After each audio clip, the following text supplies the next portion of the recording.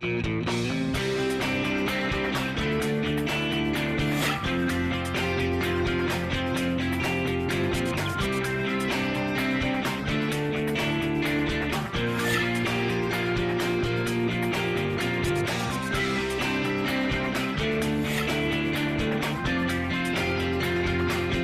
I'm Kristen Aucoin. And I'm Avery Davidson. Thank you for joining us for This Week in Louisiana Agriculture, the only TV show bringing Louisiana farmers and consumers together every week. In October, the Port of South Louisiana will sign a memorandum of understanding with the National Port Administration of Cuba to help promote trade between our state and the island nation. That's according to the Port of South Louisiana Executive Director, Paul Aucoin. Aucoin was one of about 100 people from Louisiana on a special trade mission to Cuba, including me and Commissioner of Agriculture and Forestry, Dr. Mike Strain.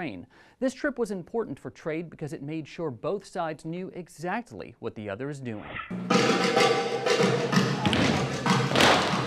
Every dancer at the List Alfonso Academy in Cuba knows what the person next to them is going to do.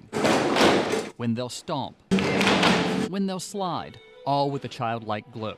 And with moves like these, they know what the audience will do as well. Dance partners are only successful through practice, cooperation, and knowing what the other is doing. The same can be true for trade partners. That's why these members of the Louisiana Trade Delegation to Cuba are visiting the brand new port at Marial.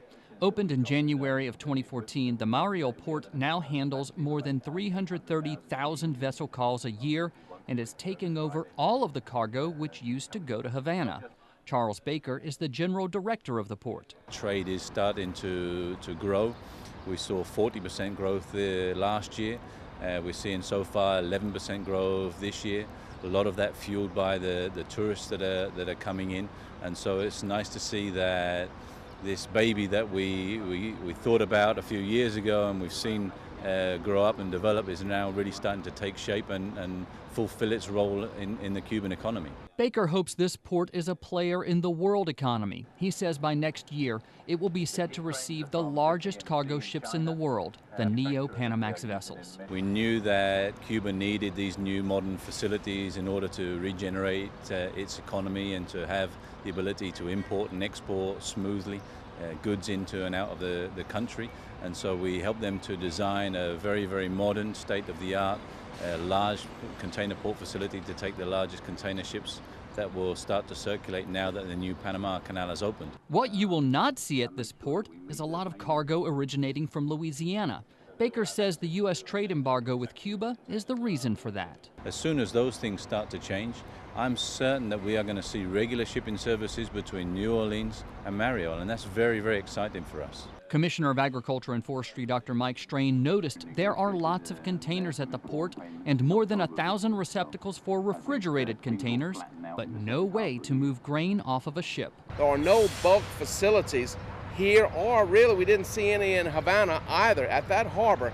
So for now, until there are bulk facilities or warehouses, everything's got to come in by container. This type of information is very important because as we came down here, we were really thinking about bulk cargo, loading ships, bulk ships with cargo, and then coming here to unload them. As you see now, and this is the new super port for Cuba, that's really right now is not an option, so it's going to change our methodology. We don't need embargoes, we need markets. David Bertrand is a rice farmer and rice buyer from Elton, Louisiana. He came to Cuba more than a decade ago, but he'd like to see trade move back to what it was like nearly a century ago. 60% of Louisiana's rice used to come here pre-revolution.